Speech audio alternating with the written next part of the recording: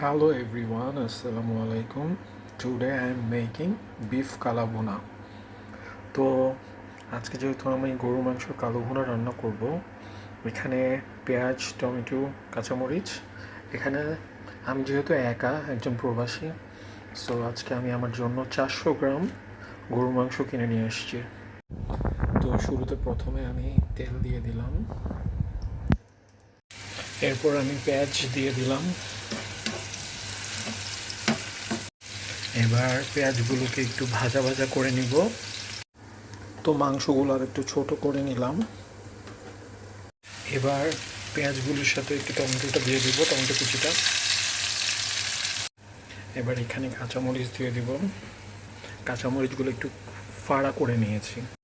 এবার দিয়ে দিচ্ছি মরিচের গুঁড়া, এখানে 1 টেবিল চামচের মতো। এবার হাফ টেবিলের মতো চামচের মতো হচ্ছে হলুদ। আমি এখানে হাফ টেবিল আর 1 টেবিল পরিমাণ মতোই হবে, কারণ আমি আমার একটা আন্দাজ মতো দিয়েছি। দিয়ে দিলাম 2টা তেজপাতা। এই যে মশলাটা, এখানে কিন্তু সব ধরনের ইনগ্রিডিয়েন্টসগুলো কিন্তু সব কিছুই আছে, এটা মিক্স মশলা। তো এটা দিয়ে দিব 2 টেবিল চামচ। এবার দিব হচ্ছে আদা এবং রসুনের পেস্ট 1.5 টেবিল চামচ। হ্যাঁ, এবার হালকা একটু পানি দিয়ে দিব কষানোর জন্য।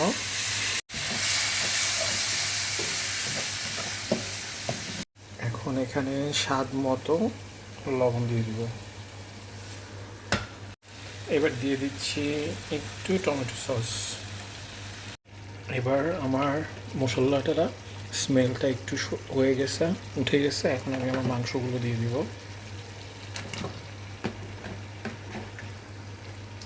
এবং এবং মাংসগুলোকে ভালোভাবে মিক্স করে এভাবে ঢেকে দিই। এখন আমি ঢেকে দিচ্ছি।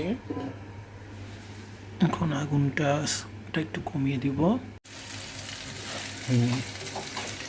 আমার বিফটা বর্তমানে অবস্থাটা এরকম, এটাকে আরও ভাজা ভাজা করতে হবে, তখন এটা আস্তে আস্তে ব্ল্যাক হইতে থাকবে, কালো।